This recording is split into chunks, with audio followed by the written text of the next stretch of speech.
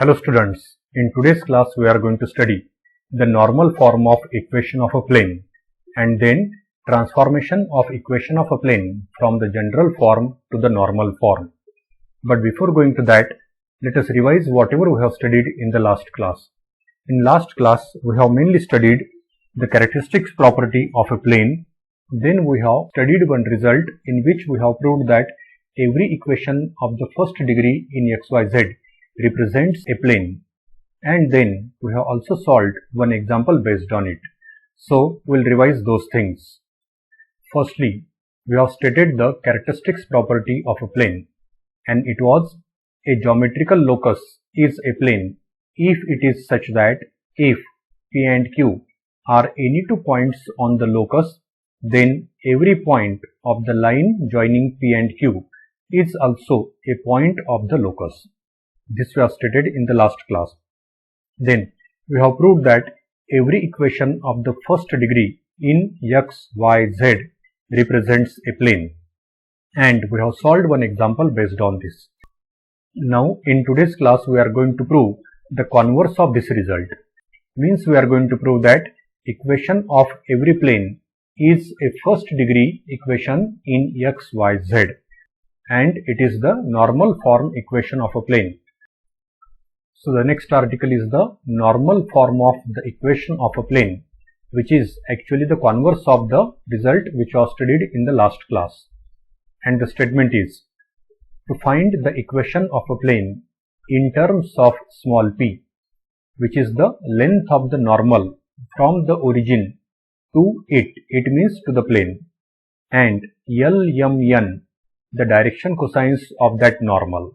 Here p is to be always regarded positive, as p is the length, so obviously it must be positive. So for proving this result, we'll draw a diagram. Let us consider a plane A, B, C. Suppose this is a plane A, B, C, and from the origin we draw a perpendicular on the given plane such that the foot of the perpendicular is K. Then as OK is perpendicular to the plane ABC, therefore it is perpendicular to each and every line lying in the plane ABC. Let P be any point in the plane ABC. We join the points K and P.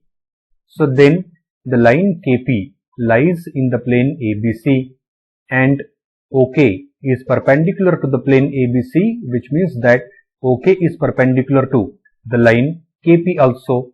Therefore, we get OKP as a right angled triangle, which is right angled at the point K. Then OKP is a right angled triangle.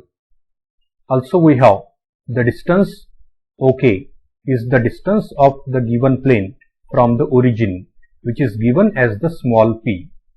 As told just now, let OK be the normal from origin to the given plane, and K be the foot of that normal.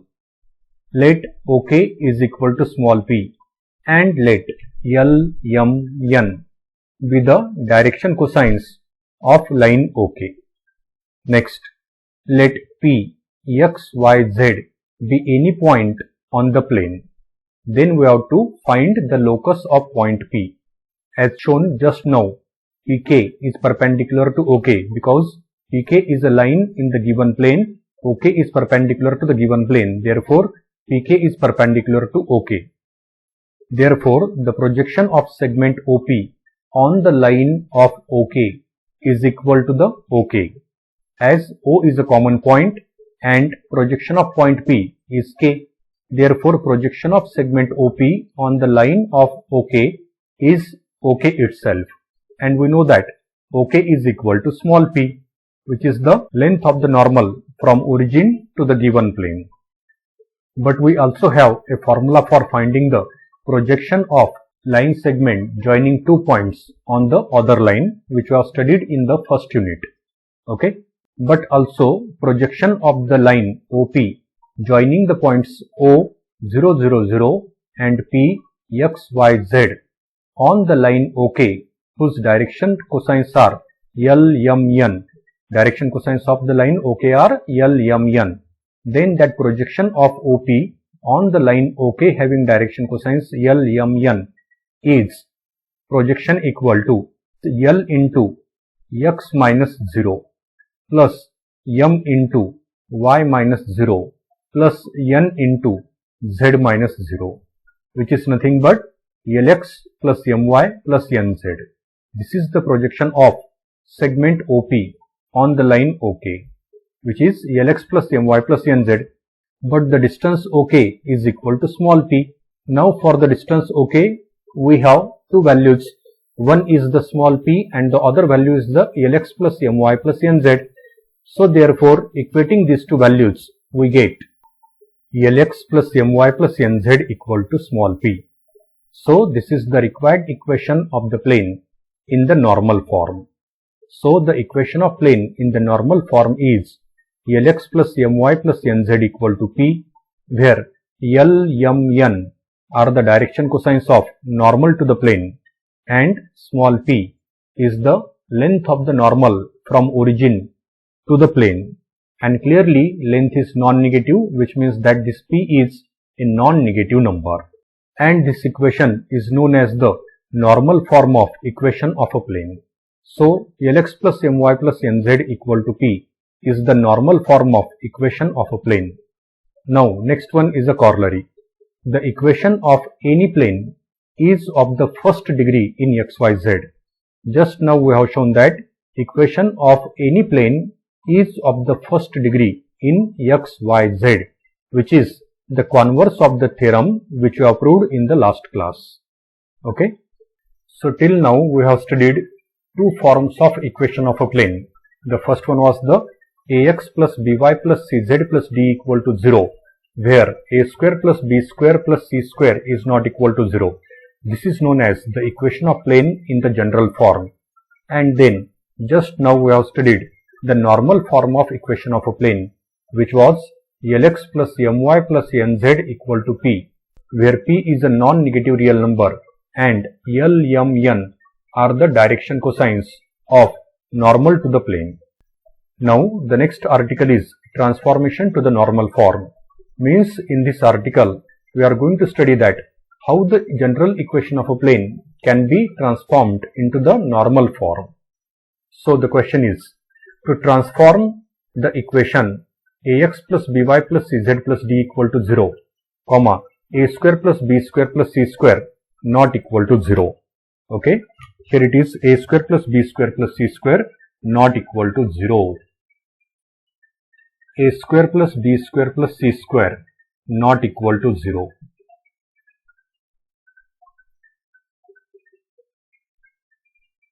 To the normal form, Lx plus My plus Nz equal to p. This is the general form of equation of a plane and this is the normal form of equation of a plane. And we have to transform the general form of equation of plane into the normal form and we will transform accordingly. Proof is, the given equation of plane in the general form is ax plus by plus cz plus d equal to 0 with a square plus b square plus c square not equal to 0. Let us denote this by the equation number 1, and let the equation of the same plane in the normal form is Lx plus My plus Nz equal to p. Let us denote this by the equation number 2. Now, as both equations 1 and 2 represents the same plane, therefore the coefficients of x, y, z and the constant terms should be in proportion. We will write the second equation in such a way that it will be easy to compare. So therefore the second equation of the plane can be written as Lx plus My plus Nz minus p equal to 0. This is the second equation we have written in this manner. Okay. Now it will become easy to compare these two equations. Now as the equations 1 and 2 are the equations of one and the same plane, therefore their coefficients are in proportion and therefore we will get d upon minus p equal to a upon L equal to b upon m equal to C upon n, and which is equal to plus or minus, it is square root of a square plus b square plus c square divided by square root of l square plus m square plus n square. This we have obtained. Okay. So now if you observe this one, then as L, M, N are direction cosines of a line, therefore we have the result L square plus M square plus N square equal to 1. So therefore in the denominator we have simply 1, and therefore we will get this quotient equal to the plus minus square root of a square plus b square plus c square divided by 1, which is equal to simply plus or minus square root of a square plus b square plus c square, and therefore we will get minus d by p is equal to plus or minus square root of a square plus b square plus c square. Now as p is the length of the normal from the origin to the plane, therefore it is always positive, and therefore we shall take positive or negative sign with the radical according as d is negative or positive. Means if d is negative, then we have to choose the positive sign with the radical, and if d is positive, then we will choose the negative sign with the radical. And therefore if d is positive, then L will be equal to minus of a upon square root of a square plus b square plus c square, and square root of a square plus b square plus c square can be simply written as square root of summation a square. Similarly, M will be equal to minus of b upon square root of summation a square, and n equal to minus of c upon square root of summation a square, and p is equal to plus d upon square root of summation a square. So like such we have the values of L, M, N and P when d is positive, and if d is negative, then we'll get L equal to plus a upon square root of summation a square, M equal to plus b upon square root of summation a square, n equal to plus c upon square root of summation a square, and p equal to minus d upon square root of summation a square. These values will get if d is negative. Next, and therefore we will get the normal form of equations of the plane ax plus by plus cz plus d equal to 0 as minus a upon square root of summation a square into x minus b upon square root of summation a square into y minus c upon square root of summation a square into z, which is equal to the d upon square root of summation a square if d is positive, and if d is negative, then we'll get the normal form of equation of the given plane as a upon square root of summation a square into x plus b upon square root of summation a square into y plus c upon square root of summation a square into z, and that is equal to minus of d upon square root of summation a square. So in this way, the equation of plane can be transformed into the normal form. So in today's class, we have proved a result which was the converse of the result that we have studied in the last class, and also we have studied one more article which was the transformation to the normal form. We'll stop here and we'll continue in the next class. Thank you.